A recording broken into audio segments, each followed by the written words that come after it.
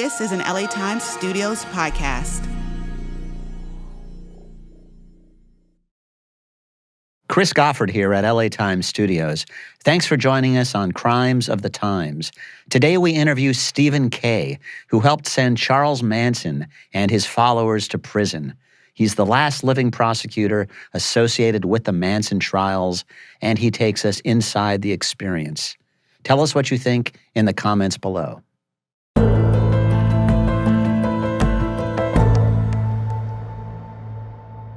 Welcome to Crimes of the Times. I'm Christopher Goffard. Today on our show, we're shifting to the conversation format, which we expect to be doing now and then.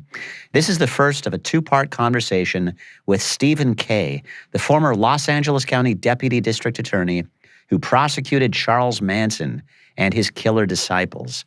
Kay is one of the last living links to a case that has generated a shelf load of books and mountains of think pieces. First, some basic background. On August 9, 1969, Charles Manson sent a team of his loyal disciples to the home of the actress Sharon Tate in the hills above Los Angeles. The Manson soldiers murdered Tate, who was 26 years old and 8 months pregnant, and 4 others at her house on Cielo Drive. A newspaper headline called it a blood orgy, and much of Hollywood suddenly felt terrifyingly vulnerable.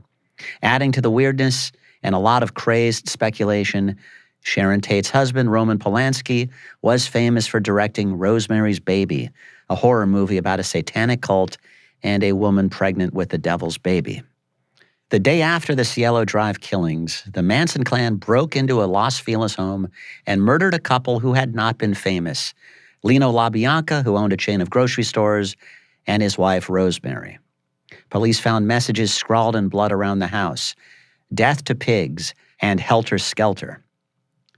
These are the 7 murders most commonly associated with Charles Manson, though there were others, possibly many others.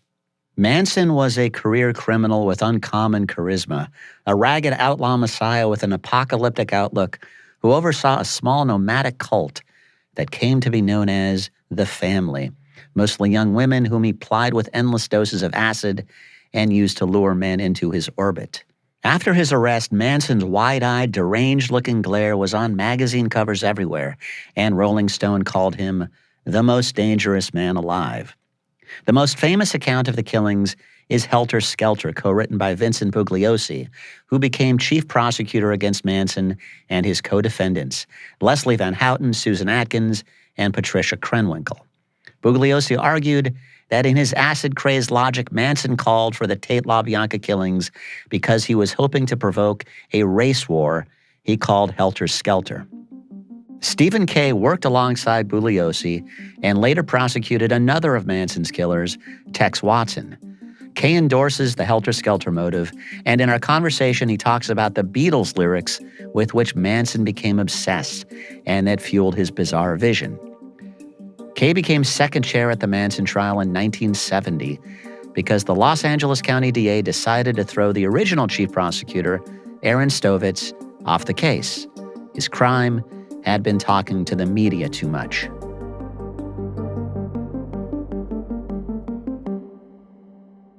Steve, welcome. It's good to talk to you. We've talked before, and I'd love to talk to you about your experience with the DA's office and on the Manson case. Tell us how you got involved with the trial. I understand it was going for a couple months before you got the call. Yes. My wife and I were on vacation, and we went up to Canada, drove back, and as we were driving home, I heard on the radio that Evel Younger, the district attorney, had removed the chief prosecutor, Aaron Stovitz, from the case. And I thought, I've never heard of anything like that, taking the chief prosecutor off of a big murder case 2 months into the trial. That was on a Friday. I went back to work on Monday when I got a call from J. Miller Levy's secretary. J. Miller Levy was head of the trials division. His secretary, Carolyn, said, "Mr. Levy wants to see you right away." And I was on the 5th floor, and I walked up to his office, and I thought, well, I haven't been back long enough to screw up, so I wonder why he wants to see me. And I walked in his office, and I could tell he was on the speakerphone. He turned around and saw me, and he turned back to the speakerphone and said, "Vince, he's here." And I thought, uh-oh. How old were you at the time? I was 27. Then I was told by Mr. Levy that Vince was going to take Aaron's place as the chief prosecutor. I would take Vince's place as the second chair. And Watson was fighting extradition, and so was not part of the first trial, but that if he got back and if his trial started before the first case was over, that I would split off and prosecute Watson. So some people are coming to this case for the first time. Let's just step back a second and establish who is on trial. It's Charles Manson and three of his lieutenants, right? Or three of the so-called Manson girls. Yes, Susan Atkins, Patricia Krenwinkel, and Leslie Van Houten were on trial. Tex Watson was also charged in the same case, but fought extradition and was in Texas at the time I got on the trial. So the trial started June 15th, 1970, and I got on about the second week of September 1970. And so I finished out the last 8 months of a 10-month trial. And this is in connection with the Tate LaBianca murders. Manson, Adkins, Krenwinkel, and Watson were all charged with the Tate and LaBianca murders and one count of conspiracy to commit murder. Leslie Van Houten was charged with just the LaBianca murders and one count of conspiracy to commit murder. What are your duties as second chair, and how do you plunge into this incredibly complicated, high-profile case? Well, my job was to prepare the witnesses for testimony, to spend a lot of time with them, and to help in court if need be. It was kind of hard to jump into a case. There were already like 10,000 pages of transcript, so I had to be in and out of court. I had to catch up on reading the transcripts. And what Miller Levy had told me that Evel Younger was close to taking Vince Bugliosi off the case because Bugliosi was making too many statements to the press too. And he said that if Vince got taken off the case, that I would take over the case. So here at 27 years old, the crime of the century, 10,000 pages of transcript, but hey, I got to do it. What was your relationship like with Bugliosi, whose name is most often associated with the case as the prosecutor? He wrote the book that sort of established the narrative of the Manson murders. He was very unusual. He didn't have many friends in the DA's office. He was not well liked, but I got along with him. He didn't get along well with the investigators. He treated them like errand boys. I had to, at one point to kind of break up a pre-fight in his office when he had belittled one of the investigators, told him to go get him a yellow pad and a pen. Anyway, Vince was very well prepared. He wrote out everything. He planned everything. He was really taught me a lot about preparing a case.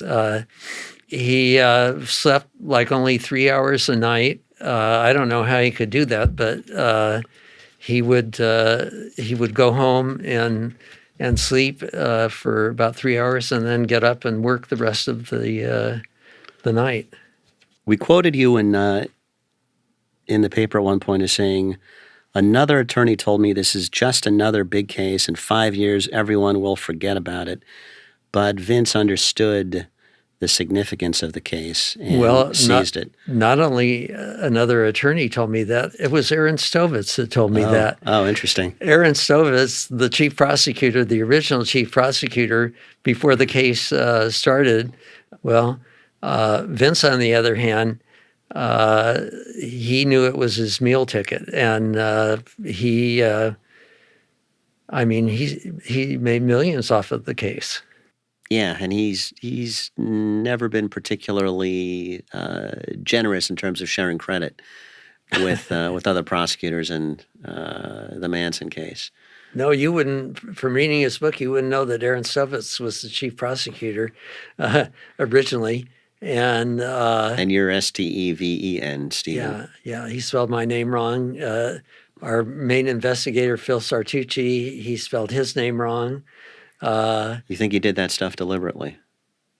Yeah, just to give you a little tweak. There's just a little poke. And in the Watson case, we split that case up 50-50. I did half the witnesses. He did half the witnesses. I gave the opening argument. He gave the closing argument. So it's not like I was sitting on my hands doing nothing. And I had the main witness in the case, Joel Fort. Watson put on a psychiatric defense, and Joel Fort was the main prosecution witness who basically won the case for us. And I went up to San Francisco, met Joel Fort in the Oakland airport, spent hours with him, and but you would never know that from reading his books. Do you think the case would have endured the way it has if not for the narrative that he puts forth in Helter Skelter? I think people in the United States like horror movies. They like to be scared. And Life magazine put Charles Manson on the cover, and this was like a real live monster. He looked wild and crazy on the cover, and he scared people. And so I think that Life magazine cover did more than the book Helter Skelter. I mean, that scared everybody, and that's a picture to this day that whoever's seen it will not forget it. Is it this picture of him with the crazy eyes? Is it this one? Because that's even crazier. Okay. Yeah, we can find that, and yeah, he practiced the stare. But you have a story about the. Oh yes, I'd love to hear that story. Oh yes, I have a story about the stare. So one of my psychiatrist friends told me how to defeat Manson in his stare, because Manson thought that if he stared at you and stared into your eyes and made you blink, and if you blink first, that he would own your soul. So the psychiatrist told me that if you stare at a person just above their nose, it'll look like you're staring in their eyes, and you will make them blink first. So Manson gave me this stare, and I stared here, and I made him blink first, and he never forgot that. And I told him one time, I said, "Charlie, you know I own your soul." Assuming you have one. How did he like that? He didn't like it. He's threatened to kill me 3 times, but he's not here anymore, and I'm still here. So, hi, I'm Jonathan, one of the producers for Crimes of the Times. Before I became a dad, I thought I knew what tired felt like. But let me tell you, sleep deprivation hits differently when you're juggling a newborn and a full-time job. Proper sleep is the foundation of whole body health. It increases focus, boosts energy, and improves your mood. That's why we're so excited to talk about Beam's Dream Powder, a science-backed, healthy hot cocoa for sleep. I've tried other sleep aids, but Dream is different. It's delicious. My go-to is the cinnamon cocoa, and totally guilt-free with only 15 calories and 0 grams of sugar. Other sleep aids can cause next-day grogginess, but Dream contains a powerful, all-natural blend of reishi, magnesium, L-theanine, apigenin, and melatonin to help you fall asleep, stay asleep, and wake up refreshed. I just mix Dream with hot water and enjoy before bed. It's that easy. If you want to try Beam's best-selling Dream Powder, Get up to 40% off for a limited time when you go to shopbeam.com/crimes and use code CRIMES at checkout. That's shopbeam.com/crimes and use code CRIMES for up to 40% off. It's sort of very similar as to being a foster parent. You go in it not for the length of time, but to know that even 2 months or 10 years can still create a big impact in a child's life. So CASA is a nonprofit organization that stands for Court-Appointed Special Advocate, and they specialize in making sure that the child's needs are met, whether it's medical, health, educational, and ensuring that the child is receiving the most stability they can.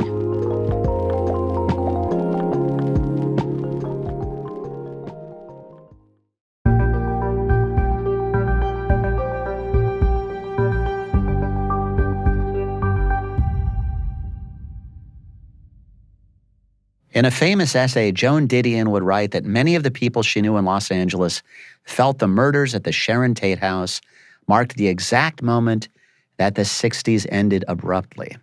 The case seemed to embody the darker undercurrents of the counterculture.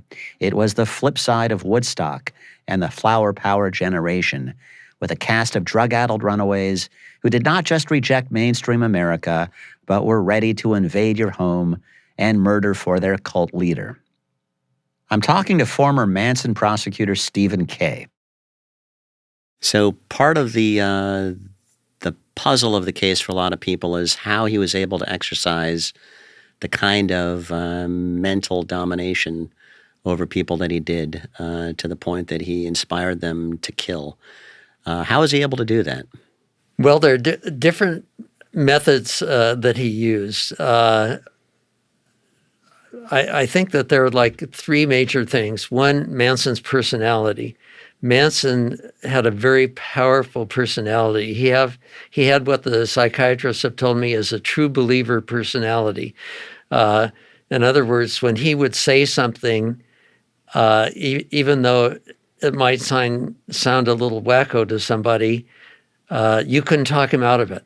I mean, it was his way or the highway. And I mean, he only had a fourth grade education, but he was very verbal. He could quote the Bible almost verbatim in many parts, twisting it to mean what he wanted it to mean. So his personality was important. The times were very important.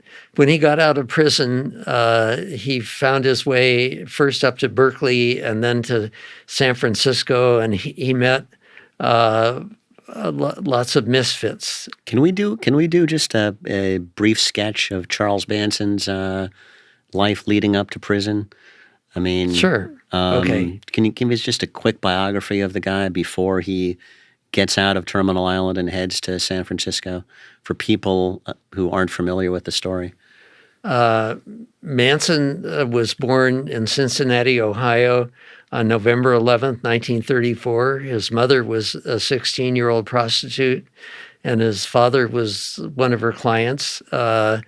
And he was raised by his mother until age 4, when she was sentenced to state prison for armed robbery. He was then raised by an aunt until his mother got out of prison. After his mother got out of prison, his mother turned him over to the juvenile authorities as an incorrigible. And he spent most of the rest of his life either in reform schools, boys' camps, juvenile camps, county jails, federal prisons. He never had any violence in his background until the Tate and LaBianca murders. He was a car thief, and he also had violations of the Mann Act, M-A-N-N, and that's taking women across state lines for immoral purposes. Manson was a pimp, and that served him well with the so-called Manson girls, because he knew how to control a certain type of woman, and he was very, very controlling, very good at that. So he heads up to he gets out of Terminal Island, and he's been given instruction in the Dale Carnegie School of how to win friends and influence people, right? Well, not only was he given instruction on Dale Carnegie, how to win friends and influence people, but while he was in Terminal Island, he came under the influence of two members of an offshoot of Scientology called The Process. And they taught him the mind control methods of Scientology, not only how to control his own mind, but how to control others. So you've got this guy with a very strong personality, very controlling. He's learned some mind control methods. And then the third thing was LSD. LSD is a very kind of mind-controlling drug. It opens people to suggestibility, and Manson would have these seance kind of things where the people would take LSD and he would preach to them. The combination of Manson's personality, the times with the misfits, and LSD, I think, is how Manson was able to control people. How did he come upon the Helter Skelter obsession? How did this develop for him? The Helter Skelter obsession, and it was an obsession with him, it came to be because of the Beatles' White Album. And I don't know. That's where we first heard the name in that song Helter Skelter, right? Yes, there is a song Helter Skelter in there, and Manson. It's about a slide in a theme park in England, right? You get to the bottom and you go to the top of the slide. It was Helter Skelter. The song talked about people who were at the bottom of the slide of society would get back to the top, and Manson would play the White Album, and his followers would sit around and they would be on LSD, and they would listen to the White Album, and Manson would say, the Beatles aren't really the Beatles. The Beatles are the locusts written about in Revelation 9 of the Bible, the locusts that are going to fly out of the bottomless pit and start Armageddon.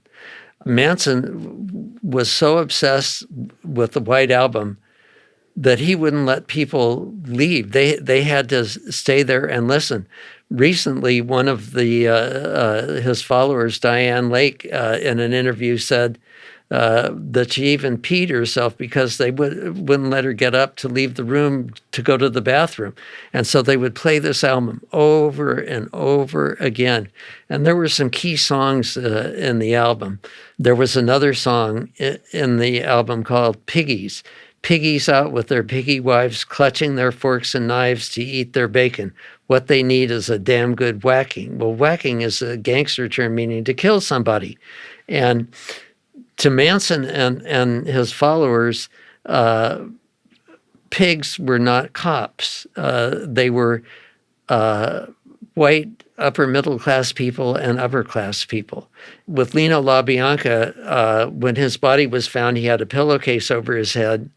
And when the pillowcase was removed, he had a knife with the handle protruding out of one side of the neck, the blade traversing his neck and severing a carotid artery and part of the blade sticking out of the other neck. And then in his abdomen, Krenwinkel had carved the initials WAR and plunged the carving fork into his abdomen 7 times. So piggies out with their piggy wives, clutching their forks and knives to eat their bacon. What they need is a damn good whacking. And there was a song in the White Album, and I put quotation marks around the word song, and it was called Revolution 9. Revolution 9, Revelation 9. And what you hear in this song is one of the Beatles saying, number 9, number 9. And in the background, you hear people crying and screaming. You hear machine gun fire. Well, this was going to be Armageddon. This was going to be the revolution. There was another song, Happiness is a Warm Gun. Well, Tex Watson had a warm gun on the night of the Tate murders. So the motive for the murders, as you understand it, is Manson wanted to provoke a race war. The killings will be blamed on black people. The Manson family will flee to Death Valley and descend into a bottomless hole, wait out the revolution, and then come out and take control, right? Yes. That's basically the idea. And you have to understand the type of people that were around him. And I really get upset when the historians refer to these people as a band of hippies. They hated hippies. Hippies were peace-loving people. They were flower children. They believed in make love, not war. A lot of hippies came into contact with Manson. They heard what he was saying, and they hightailed it away from him as fast as they possibly could. Manson would tell his followers how Adolf Hitler was his hero for what Hitler did to Jews in World War II. And Manson was a real racist, and he wouldn't let any minorities in the family. And he would tell different people who could get together and have babies because he wanted to have the babies have a certain look. So you had a combination of all these things, the mind control, drugs, misfits. The first people that he started collecting, Susan Atkins was an escort and a topless go-go dancer at Big Al's in San Francisco. Mary Bruner, he met her first. She was a librarian at UC Berkeley. Ella Jo Bailey was a runaway, and then he started collecting these girls, and then he decided that the more girls he collected, then he could bring men in. Why did he pick Cielo Drive? Well, that's a very interesting thing. He had been to Cielo Drive before. He and Watson had both been there at a party given by Terry Melcher, son of Doris Day. The son of Doris Day, and who was living with Candace Bergen, famous actress. Terry Melcher was a record producer, and Manson wanted to be a rock star.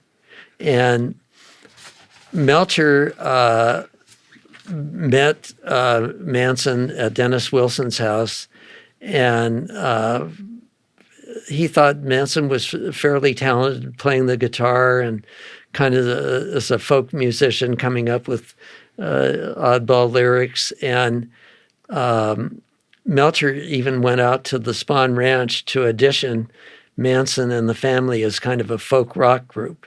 And he wasn't impressed. But Manson thought that he was going to get him a contract and that Manson was going to be making the big bucks. When Melcher didn't give him a contract, Manson was irate, and he picked the Cielo Drive residence. He knew that Melcher didn't live there anymore. He knew that Melcher and Candace Bergen had moved to Malibu, and he knew that because he stole a telescope from their balcony deck in Malibu. But Manson knew that probably somebody famous lived there. So he didn't necessarily know who lived at Cielo Drive when he sent his people there. No, he just knew that they were well off, and maybe that it would scare Terry Melcher because he used to live there, and yes. He would get a message. Yes, and Melcher took that message and went underground for about a year, only contacting his close friends and associates. He was scared to death. He didn't know that Manson was the one who did the murders, but he moved out in January of '69, and Sharon Tate and Roman Polanski, her husband, moved in February. And so Melcher thought, there but for the grace of God go I, and he was scared to death. When we come back, we'll talk about Bruce Davis, who was one of Manson's most loyal disciples, and his possible connection to the disappearance of a defense attorney who decided to defy Manson.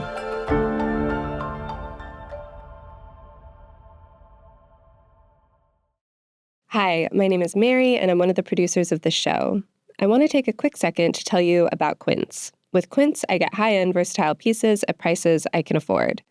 Quince has all the must-haves like Mongolian cashmere crewneck sweaters from $50, iconic 100% leather jackets, and versatile flow-knit activewear. By partnering directly with top factories, Quince cuts out the cost of the middleman and passes the savings on to us. And Quince only works with factories that use safe, ethical, and responsible manufacturing practices, along with premium fabrics and finishes. I own the Mongolian cashmere cardigan, and it's one of the softest items in my closet. I swear I've worn this like twice a week since getting it. Indulge in affordable luxury. Go to quince.com/crimesofthetime for free shipping on your order and 365-day returns. That's QUINCE.com/crimesofthetime to get free shipping and 365-day returns. Quince.com/crimesofthetime. Hi, my name is Mary, and I'm one of the producers of Crimes of the Times. I wanted to take a quick second to talk about a product called Lumen. Lumen is the world's first handheld metabolic coach. It's a device that measures your metabolism through your breath.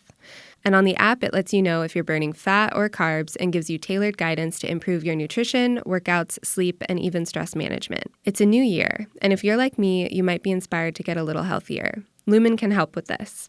All you have to do is breathe into your Lumen first thing in the morning, and you'll know what's going on with your metabolism, whether you're burning mostly fats or carbs. Optimal metabolic health translates to a bunch of benefits, including easier weight management, improved energy levels, better fitness results, better sleep, etc. Having my Lumen has really helped me track this stuff and stay in line with my New Year goals. Take the next step to improving your health. Go to lumen.me/crimesofthetimes to get 20% off your Lumen. That's lumen.me/crimesofthetimes for 20% off your purchase. Thank you, Lumen, for sponsoring this episode. I'm talking to Stephen Kay, a former Los Angeles prosecutor who helped put away Charles Manson and some of his homicidal disciples. In this segment, we talk about Bruce Davis, who was not there for the Tate LaBianca murders, but was convicted of killing two men who had run afoul of Manson for various reasons. These were Gary Hinman, a musician, and Donald Shorty Shea, a ranch hand at the Spahn Ranch in Chatsworth, where Manson and his followers were living. During a parole hearing, Davis would say, quote, "I wanted to be Charlie's favorite guy." What period are we talking about now? Mid-'69 or? Well, the Hinman was murdered between July 25th and 27th, before the Tate LaBianca murders. By the way, is that the first of the Manson murders that we know about? Yes. For sure? Yes. Gary Hinman. Okay. Gary Hinman It starts with him. The first one. And I prosecuted Bruce Davis, Manson's chief lieutenant, for the murders of Gary Hinman and Donald Shorty Shea. Shorty Shea was the ranch hand at Spahn Ranch. That was the last of the murders. And they were afraid that he was a snitch, right? Yes. That's why they killed him. Yes. I know now that there were several reasons why they killed him. At the time of the trial, I didn't, but I've since learned that Manson attacked one of the female ranch hands at Spahn Ranch and broke her arm. She was actually a cousin of Shorty Shea, and Shorty was not short. He was 6'4". He was a huge guy, and he beat Manson to a pulp. Just to a pulp. And Manson was 5'2". Now I think that was probably the main reason. Another reason is Shorty was collaborating with Frank Reitz, the neighbor rancher, to try and get Manson and the family thrown off the Spahn Ranch because they knew that he was up to no good. Let's talk about Bruce Davis for a minute, Ken, because Tex Watson is the figure most widely seen, I guess, as Manson's right-hand man, but it's really Bruce Davis. Yeah, Bruce Davis was his right-hand man. Whenever Manson would leave Spahn Ranch or any other place where the family was located, he would leave Davis in charge. Davis had 2 years at the University of Tennessee, was very bright. Manson relied on him so much that Manson sent him to London to study at the Scientology headquarters because Manson wanted to learn more about Scientology. Manson felt that he was on the level of clear in Scientology, but he wanted to learn more about it. So Davis went to the Scientology headquarters. Now, Scientology didn't have anything to do with these murders. It was just something that Manson glommed onto, like Manson glommed onto the Bible. Now, I wanted to ask about Bruce Davis because he was at large when Ronald Hughes went missing and wound up dead. And I'm very interested in the Ronald Hughes story. So Ronald Hughes is kind of a friend of Manson. He's hanging out at Spahn Ranch. He's a UCLA law student. He's into the counterculture, kind of a big disheveled, ungainly guy, right? Yes. Tell me about Ronald Hughes because his fate is one of the more interesting stories.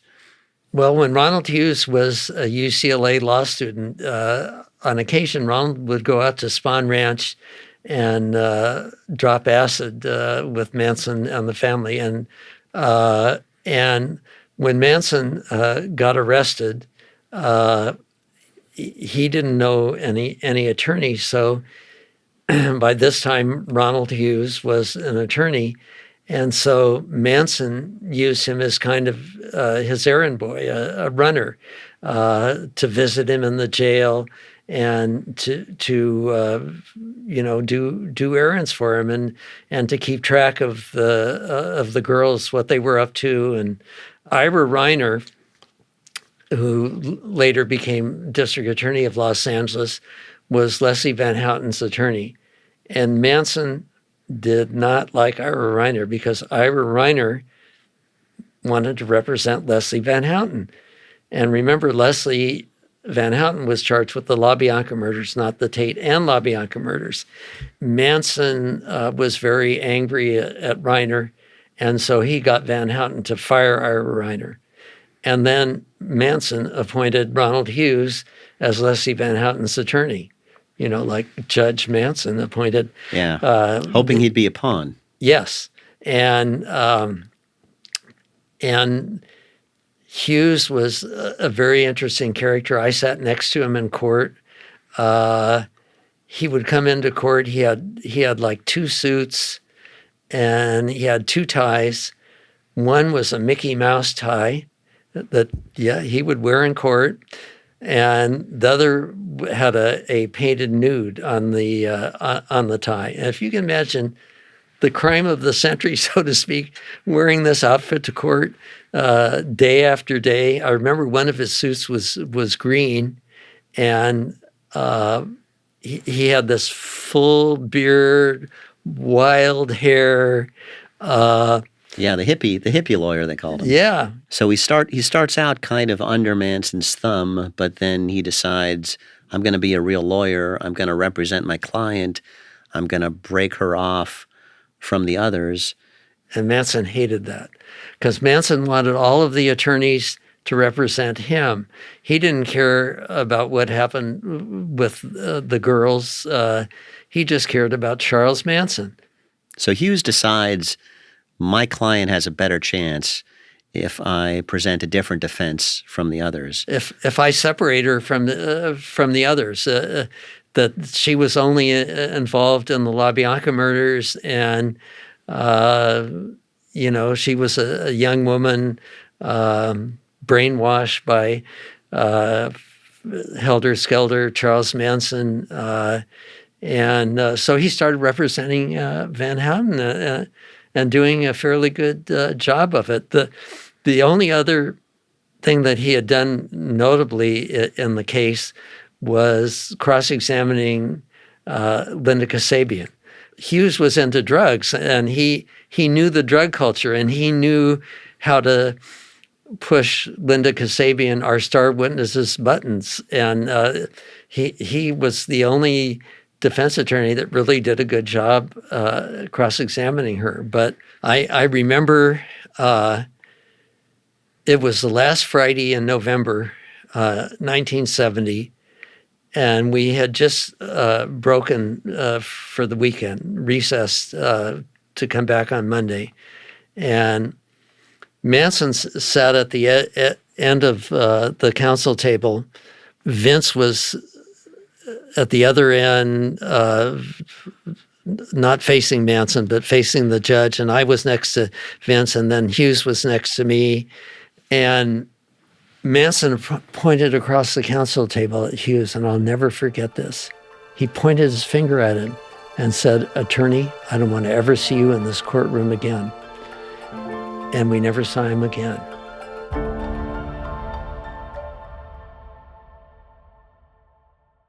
On the next episode, we'll talk about the fate of Ronald Hughes and how his disappearance affected the case. Thanks for listening to Crimes of the Times. From LA Times Studios, this is Crimes of the Times. To read more about these cases, check out Crimes of the Times at latimes.com. We also have a link to our video episodes in the show notes. This episode was written and reported by me, your host, Christopher Goffard. Our senior producers are Mary Knopf and Jonathan Shiflett. Executive editor is Deborah Anderlew. Associate producer is Jordan Patterson. Video editing by Cooper Kenward. Production services provided by JTB Studios. Our camera technicians and operators are Jeff Amlott, Julia McCabe, and Jason Newbert, with additional production support from Andrew Gombert, Patrick Stewart, and Anne-Marie Hauser. Denise Callahan is our studio manager. Ben Church is our production manager. Special thanks to LA Times Studios President Anna Magzanian, President and Chief Operating Officer of the Los Angeles Times, Chris Argenteri, and Executive Editor of the Los Angeles Times, Terry Tang. Crimes of the Times is executive produced and co-created by Darius Derrickson and me, Christopher Goffard.